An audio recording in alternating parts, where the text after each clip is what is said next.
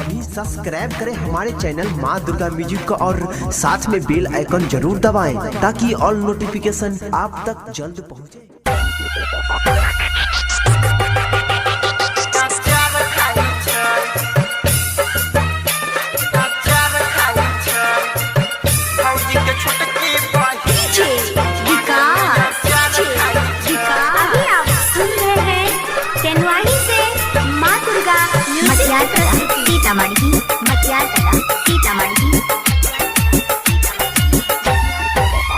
घुमै सीना सँ ओढ़नी उतार के अपन चोली में फग सेंट मार के, घुमै सीना सँ ओढ़नी उतार के हो अपन चोली में फग सेंट मार के। हाँ नया नया छौरा के फसाई घुमैला बाजार जाई छै, नया नया छौरा के फसाई घुमैला बाजार जाई छै। भौजी के छोटकी बहिनिया कुंवारे में अचार खाई छै रे, भौजी के छोटकी बहिनिया कुंवारे में अचार खाई छै। हाँ भौजी के छोटकी बहिनिया कुंवारे में अचार खाई छै, अचार खाई छै, अचार खाई छै। भौजी के छोटकी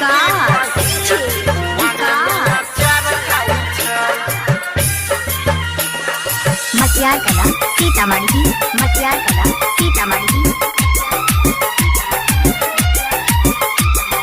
चढ़ल जवानी में करे छै ना दहानी, कलिए हम देखलौं एकरा गाल पर निशानी, कलिए हम देखलौं एकरा गाल पर निशानी। नहिरा में घुम घुम काटै छै चहानी, ससुरा में जेतै एकरा हेतै परेशानी।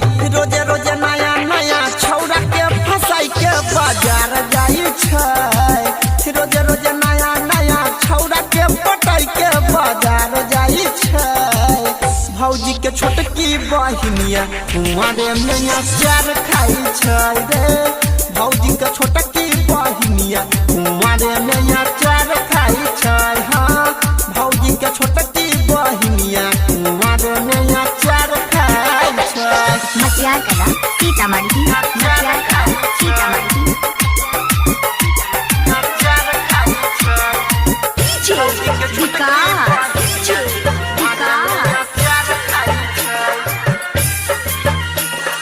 मटियार कला सीतामढ़ी, मटियार कला सीतामढ़ी।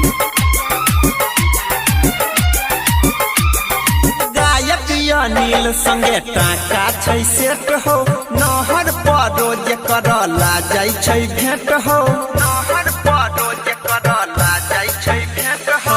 राइटर पंकज करै फेसबुक पर चेट हो, परवीन देवेंद्र एकर जोतै छै खेत हो। रोजे रोजे नया नया छौरा के फसाई के बाजार जाई छै, रोजे रोजे नया नया छौरा के पटाई के बाजार जाई छै। भौजी के छोटकी बहिनिया कुंवारे में अचार खाई छै रे,